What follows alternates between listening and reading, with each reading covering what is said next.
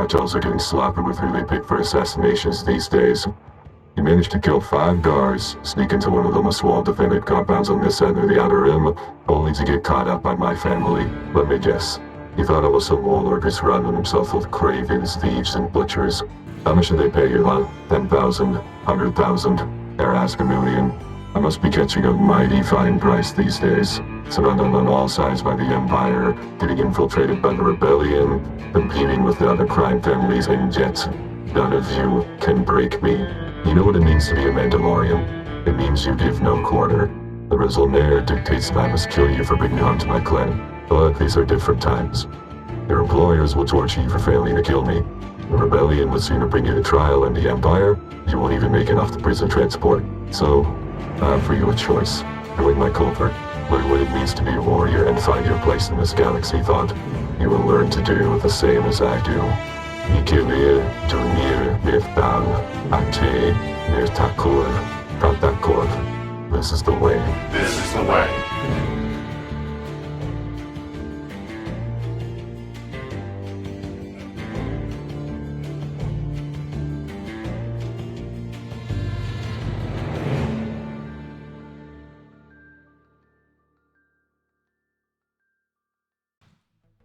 So there's a sort of concept of when it comes to sci-fi, and it's mostly due to how sci-fi races and civilizations get written, that they're usually archetypal, or at least they're based off an archetype of a specific race or culture.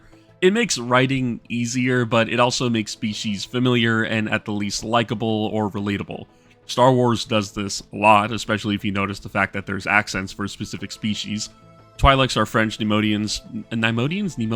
Oh my god, what are they called? They're supposed to be Chinese, which is incredibly racist, but I mean, even the Sith, like the old Sith Empire, had an ancient Egypt look to it. Look at Ludocresh. And while I know their accents, depending on who's speaking, betrays them a lot, but I think I'm justified in saying that Mandalorians are Space Americans. Yes, I know their accent is more Australian or New Zealander, but when you're using buckshot and flamethrowers to dispatch space wizards, I think you're more American than anything else. But who are the Mandalorians? Where did they come from? And why should you walk the way of the Mandalore? Before we get into that, hello, I am the man in the broken tower, this time embracing the culture and history of one of the most simply complicated people in a galaxy far, far away. Memberships are open, you get your name on a model, which I will be showcasing, or at least I'll be trying to showcase towards the 1-year anniversary of this channel, as well as if you're a member for a year, you get yourself kit bashed into a model for my army. Before we get into this, may the Force be with you. Now, Mandalore. Before we talk about Mandalore and Mandalorians, we need to talk about the Tong. They're weird amphibian humanoid creatures. A lot of text says that they're simian in nature, but I don't know how they are outside of having opposable thumbs, but I guess that's close enough.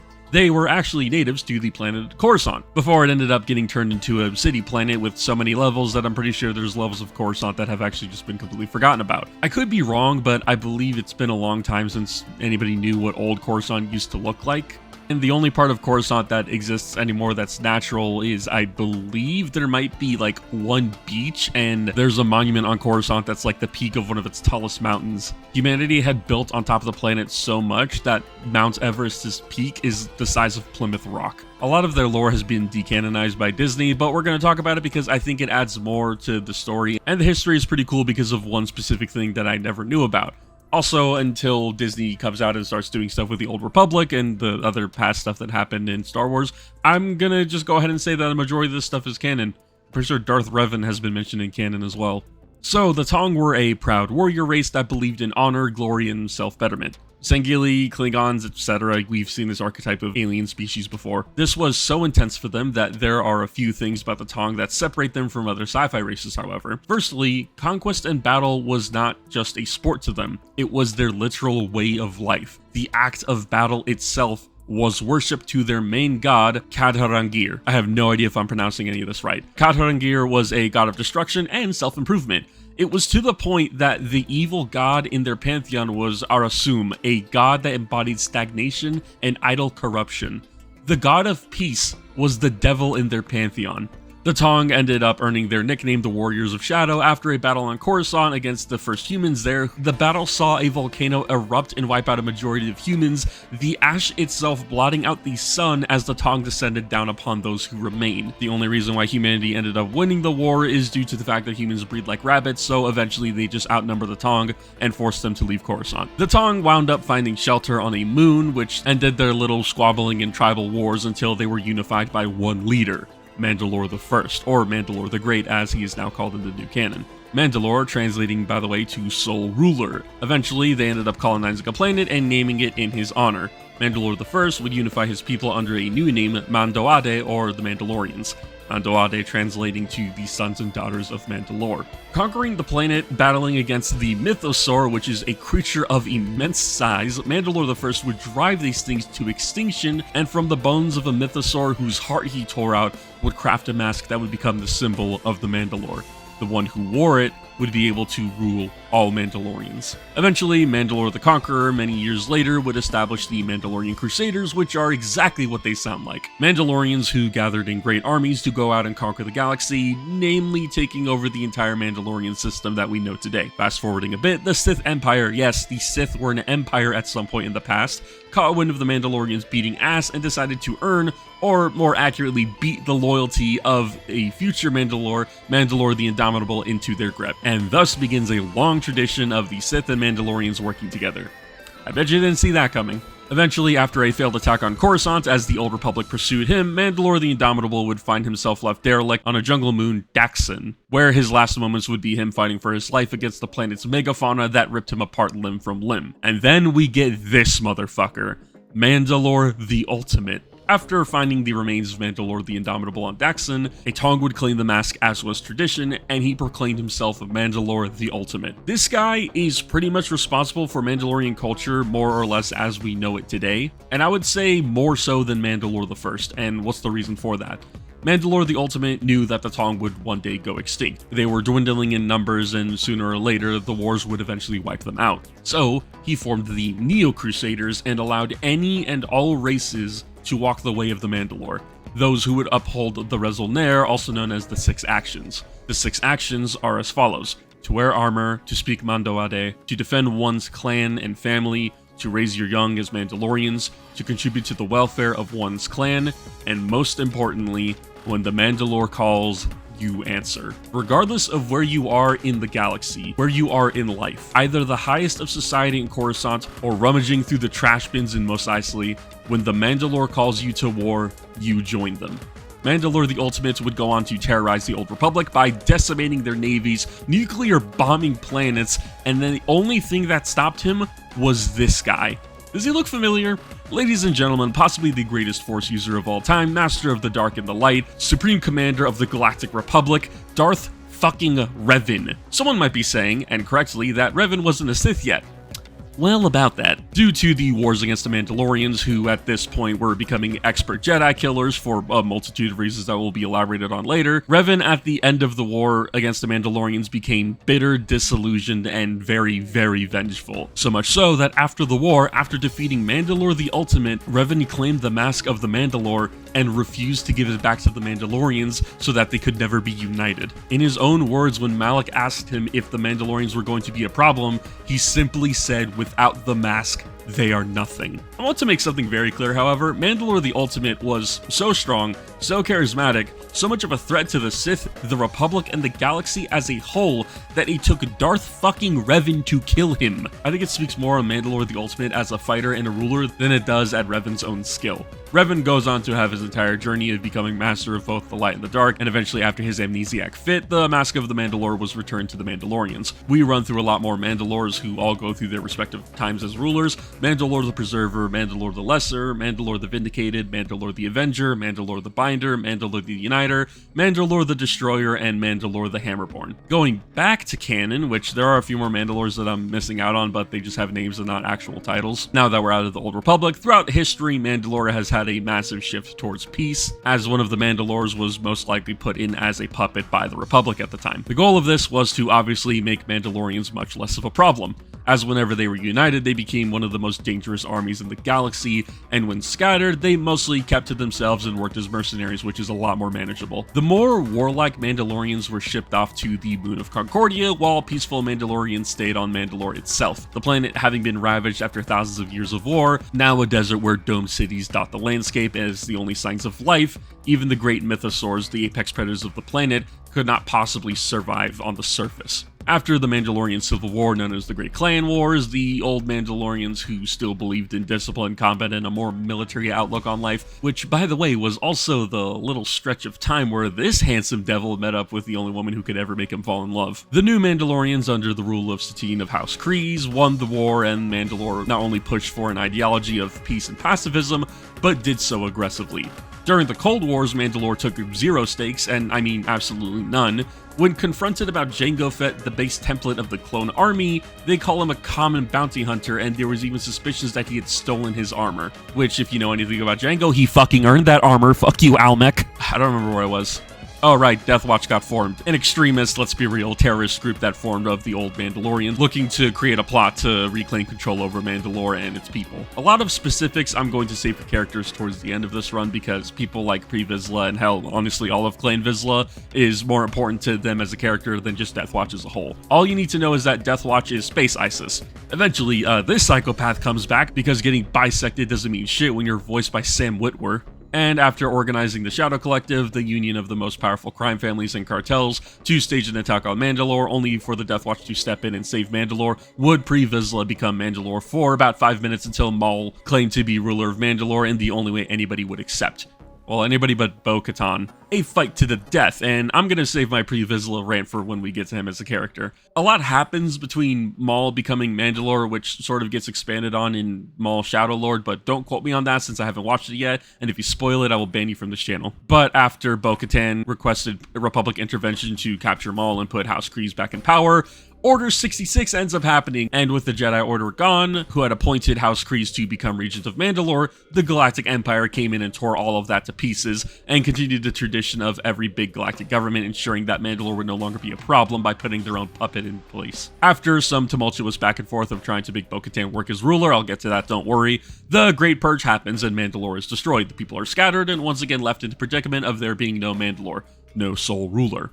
Until now, where Bo-Katan is once again given a chance to lead her people, and I have so many fucking problems with this woman, but I'm saving my rant for later, I promise. After the fall of the Empire, the scattered Mandalorians unifying one last time to take their planet back, destroying the Imperial remnants led under Moff Gideon, is Mandalore now once again inhabited by its people, and they have a lot of work to do. I don't know if this will be elaborated in the upcoming Mandalorian movie, and I doubt it, frankly, but there is at least a happy ending to this.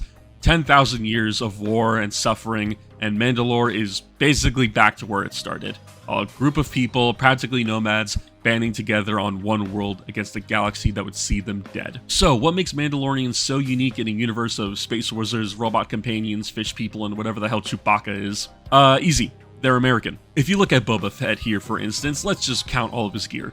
Aside from the fact that he is decked out in Beskar, pure Beskar, mind you, also known as Mandalorian Steel, he has his trusty EE-3 blaster, a wrist-mounted flame projector, a wrist-mounted concussion rocket launcher, a wrist-mounted grappling line, a wrist-mounted blaster, a knee-pad dart launcher, a rocket mounted onto his jetpack, a targeting computer/rangefinder, and I wouldn't be surprised if he had a vibroblade attached somewhere as well.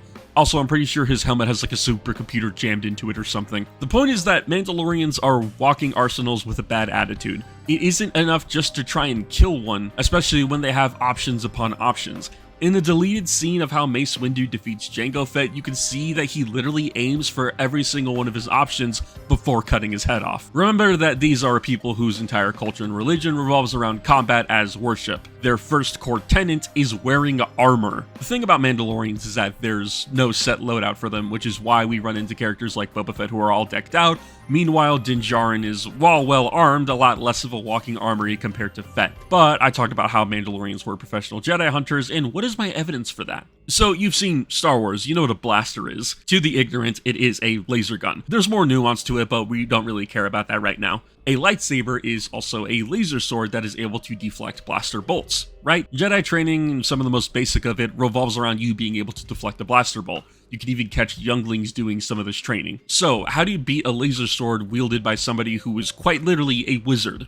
Easy, use buckshot. You can deflect one blaster bolt. Well, parry this, you filthy casual. Birdshot may not be lethal at a distance, but if you've ever seen footage of people getting hit by it, that shit sucks. Not to mention that lightsabers do this funny little thing of when they come into contact with metal, they melt it. Meaning that if you try to even deflect the buckshot, it's going to melt, go past your lightsaber, and now you have molten metal hitting you in the face. Mandalorian weapons were created to overwhelm, redirect, and counter Jedi. Block blasters? Well, you can't block 21 pellets from number 4 buckshot. Oh, you're gonna force push me? Too bad, dummy. I got a jetpack and I could just recover and get the high ground. Closing the distance? Well, here's a torrent of jungle jelly. Even grappling lines are enough to distract a Jedi. Anything short of a force choke isn't gonna do much to a Mandalorian. Someone is probably gonna say, well, Jedi have lightsabers. They can cut through anything. Oh, you sweet, sweet summer child. Beskar, Mandalorian steel, has lightsaber-resistant properties. We see it in The Mandalorian. Din Djarin is able to use his bracers defensively to block lightsaber strikes. Not to mention that the only thing that can pierce Beskar reliably is Beskar itself. That's not to say lightsabers can't cut through Beskar, it's just more like using a blowtorch to cut through AR-500 steel. It's doable, but it's not the right tool for the job and it's gonna take a while. I could go on about all the types of weapons that Mandalorians use, but the reality is that because Mandalorians become rather clan-focused than standard military, every Mandalorian carries something different. There are Mandalorian companies that make blasters, but you also have Din carrying around a band disintegration rifle. You have Boba Fett carrying around an EE-3, which is almost just an AR platform blaster. Gar Saxon is zooming around on a jetpack hitting quickscopes like he's clip farming. By the way, on that front, as of current, Gar Saxon has an ability in Star Wars Legion where he could just say fuck you to any one unit. It makes it borderline impossible for him not to kill him. I just thought that was really funny. The point is that Mandalorians use what they can find, or more importantly, what they're comfortable with. I think it's more interesting and fun, and it's one of the bigger reasons why people like Mandalorians. Unlike clones, Mandalorians have far more customizability and flair to them. You find who you are as an individual and you lean into it. It's not all blasters, some prefer melee, some prefer heavy guns. There's no shortage of what you as a Mandalorian can specialize in, and that individuality makes them awesome. That being said, they had like dragon mounts that like flew, like mechanical dragons with like 18 lasers for a face. Look up Basilisk War Droids. They're some of the craziest shit I've ever seen. And I'm pretty sure they're still canon, but I'm pretty sure Revan had all of them destroyed after the war. I was going to talk about the different clans and houses, but I'm going to be honest and just say this. Clans and houses are the same thing. I don't know why the term got used interchangeably, but I mean, it's basically the same thing. House has a more royal feel to it, and clans are more archaic. That being said, the Children of the Watch are unique in that they are basically Mandalorian Amish. Okay, well, not exactly, but they kinda are. They are hardcore religious fanatics who adhere strictly to their own set of rules, as well as those of the Resolnair. Some of these include never being seen without your helmet on, weapons being not just a part of your armory, but of your person. I'm a Mandalorian, weapons are a part of my religion is such a fun and interesting line when you went through the entirety of the Clone Wars and then the Mandalorian. It really shows that they are their own culture beyond just being Mandalorian in name. Compare the new Mandalorians to the Children of the Watch, and it just boggles the mind that either of these people call themselves the same thing. But that's how culture is, and that's what a religious sect looks like. Mandalorians are just not one note, they are complex just like any other culture on Earth. But now we're extending it to a group of people that don't owe themselves to one specific species, only an identity. Before we get into characters, I have to talk about their language, Mando'a. Apart from the fact that there's literal resources online that helped the making of this video, I also got my friend who is autistic about Star Wars to ask them a few things about Mando'a, so you can thank them for this part of the video. The entire language of Mando'a is space German. It is very literal, blunt, and focused on what it's trying to deliver. But that's only one part of what I find incredibly interesting, because the entire language and phrases that are built into it were created with the implication that you are in a warband. For instance, Kotelo Shepsul Narit means you can keep your glory. This is the Mandalorian version of telling somebody to go fuck themselves. Koyashi is their form of cheers, which translates to stay alive. Sometimes it's even said as a command in battle. Sukuigar is their formal greeting, literally translating to you're still alive. Gaid is plate, but it also refers to armor as Mandalorian breastplates were used for both combat and cooking. They would literally cook their food on a Mandalorian breastplate. They also have their own version of Spartans Never Die, Nukir Adish Shitabi Shajla, meaning not gone, merely marching far away. I think my favorite phrase in Mando'a that isn't just straight aura farming is Kaish Mir Solus. He is an idiot, literally translating to his brain cell is lonely. Just like the language of Nostromo in 40k, Mando'a is a character pretty much in its entirety. It's almost like how Spartans in real life were taught to be laconic, to speak with as few words as possible to get their point across, while also maintaining composure and presence. I think at this point I want to rant about Mandalorian characters, or at least the ones that I like. I just want to say this. Bo-Katan, girl, being a Mandalorian has not been kind to you. I don't think I've ever seen a Mandalorian have a longer run of bad luck more than you. You were a terrorist, suddenly had a change of heart because a foreigner became Mandalore, your sister died, you were appointed regent just to get overthrown by the Empire, and then when you got a chance to rule, the Empire came back and glassed your planet. I'm not even going to complain about you losing the Darksaber because there's a point to that, but damn, she's having a bad time. I'd like to think things will turn for the better with her, especially as Disney seems to be allergic to touching anything in the sequel trilogy because, you know, they realize fans don't like it. But going to a character that I actually like, pre-Vizsla, honestly, everybody in Clan Vizsla, Tare, Pre, Paz, all of them are genuinely really fun. Firstly, Tari Vizsla, until Grogu, if you want to make that argument, was the first and only Mandalorian Jedi. So remember the Mask of Mandalore? According to lore, it ended up getting lost after a time, eventually replaced with the creation of Tari Vizsla's, the Darksaber, which would go on to become a symbol of the Mandalore. Whoever wields it, earning it through combat, leads all of Mandalore and can invoke the sixth action. When the Mandalore calls, all answer. It was kept in the Jedi Temple until the fall of the Old Republic, where Clan Vizsla stole it back and passed it down generation upon generation, until it came time where Pre-Vizsla was appointed to take back Mandalore. And you want to know something? Aside from the fact that this dude shows up, drops some of the hardest aura, and reveals one of the coolest weapons of canon, none of that matters to me. Because during his duel with Maul, even with Maul restraining himself by not using the Force in the duel, which a surprising amount of honor on his end, at the end when Vizsla knew that his life was going to end after being beaten in single combat, Pre-Vizsla accepted his death and the reign of Maul. I can't say that everybody felt the exact same way, but, you know, Bo-Katan's character is all over the place, and I feel like there was never a writer who actually respected her as a character. Also, Pre and Paz Vizsla are voiced by Jon Favreau. Bro is literally living the nerd dream right now. Also, fun fact, I think Jon Favreau has voiced the most amount of Star Wars characters who have been killed.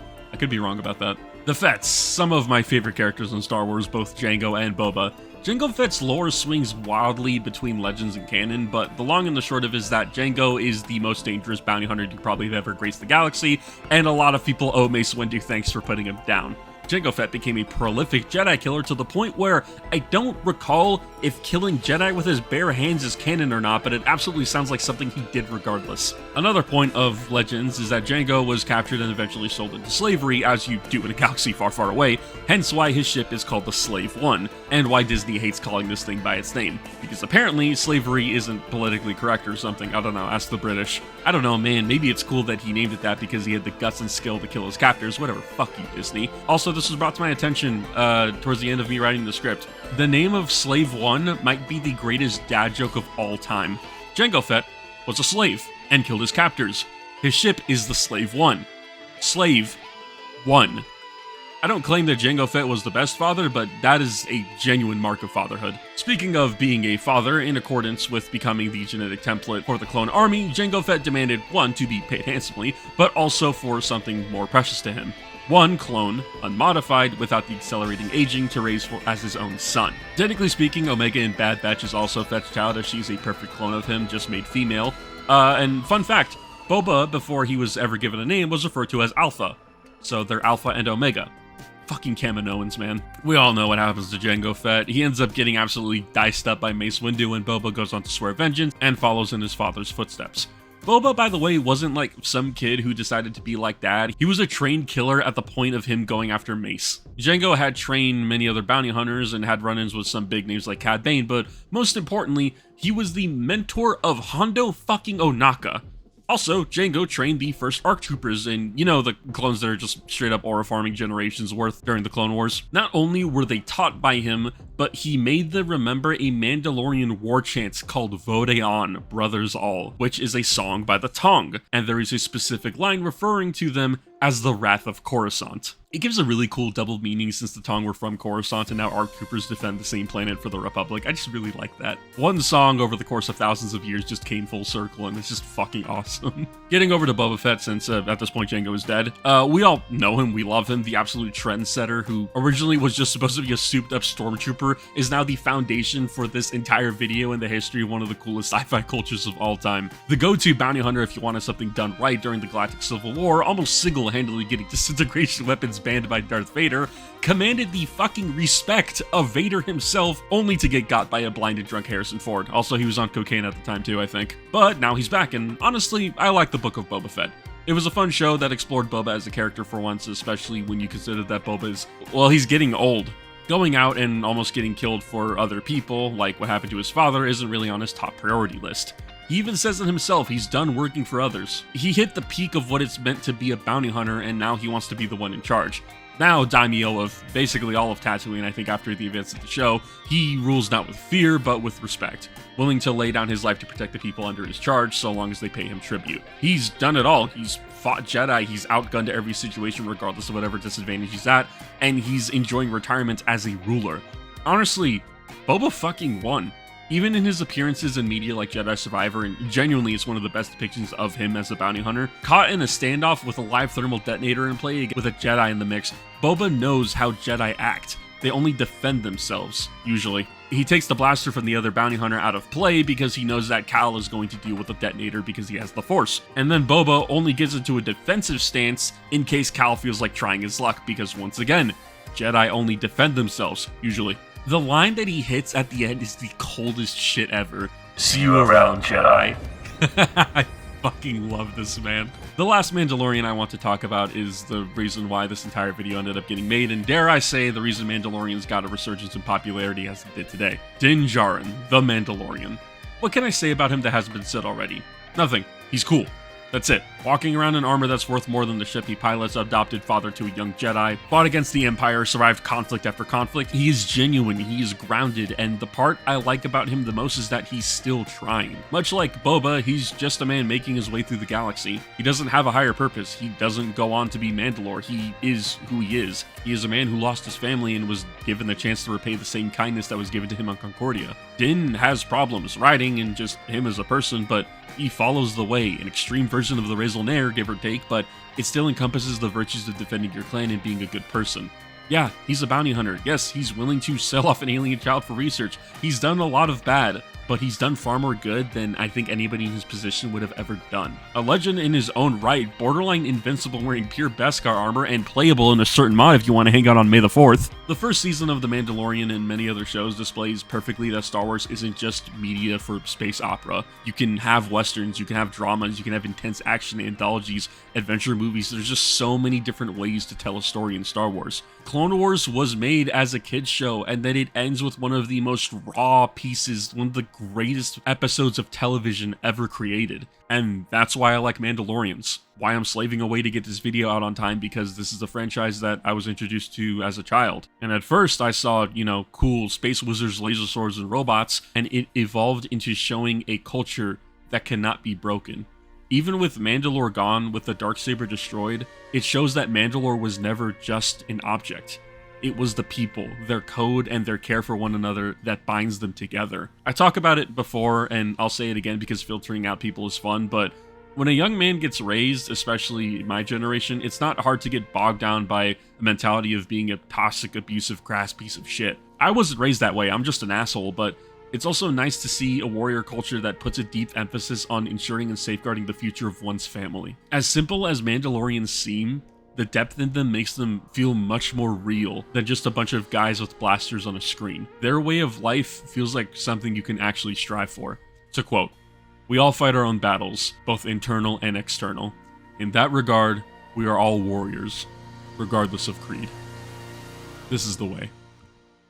It feels really good to do a video on a topic I've been wanting to talk about for a very long time. I don't know how well this video is going to do. Honestly, I'm probably just going to take the L on it, but the Raven Guard video did well enough that I honestly feel like it's worth putting it out there. Star Wars has been such a massive part of my life ever since I was a kid, and honestly, I joke about me being autistic, but I really do feel like that this franchise helped a lot, especially when I was young. I don't ever feel like somebody should owe allegiance or, I don't know, like loyalty or something to a brand specifically, especially now that Star Wars is owned by Disney, but that's my childhood, man.